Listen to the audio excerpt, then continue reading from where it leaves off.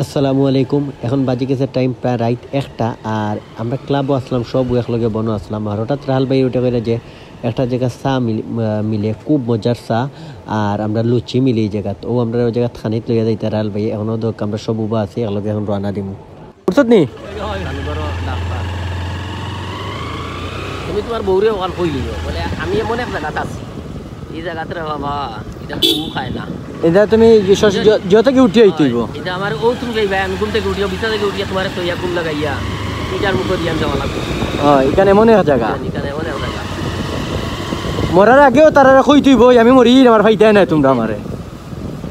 শ্মশানে যাওয়ার বাদে তো তারা লোক ছাড়বে, এর আগে ছাড়তো নাকি তুমি আওয়া নাই আমরা আমার নাই রে আইস পাইছি, আমরা তো কপাল বালা সান কপালি।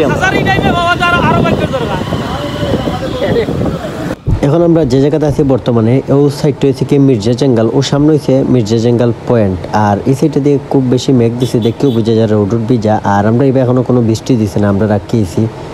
এই সাইডে দেখতেও বুঝে যার যে এই সাইডে প্রচুর বৃষ্টি হয়েছে।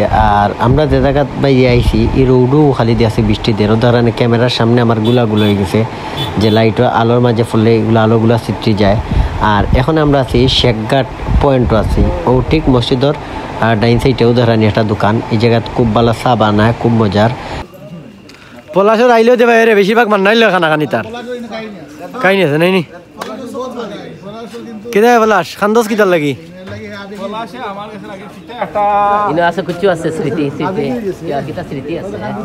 স্মৃতি ভাই, তার তো একটা সিলেট শহর স্মৃতি আছে।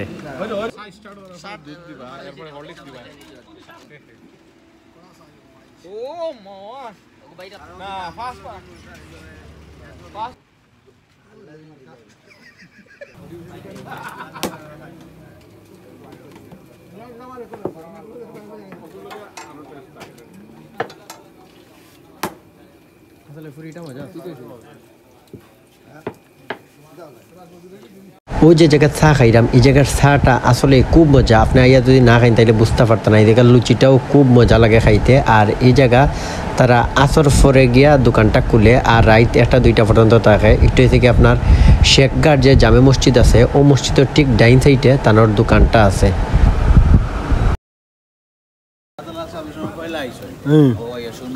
তাই বর্ণনা দিরা ওই যে গেটটা দেখরা, ও গেটের ওইটা হচ্ছে মসজিদ একটা। আর একটা ওদিকে হয়েছিল হজরত শাহজালাল রহমতুল্লাহ আলাইহি যে নদী পার হয়েছেন যায় নামাজ বিছাইয়া, ও ওটার ভিতরে দিয়ে, ও ভিতরে গেলে দেখা যায়। এখন তো মসজিদ বন্ধ, ভিতর সাইড দেখাইতাম পারতাম না আপনারা।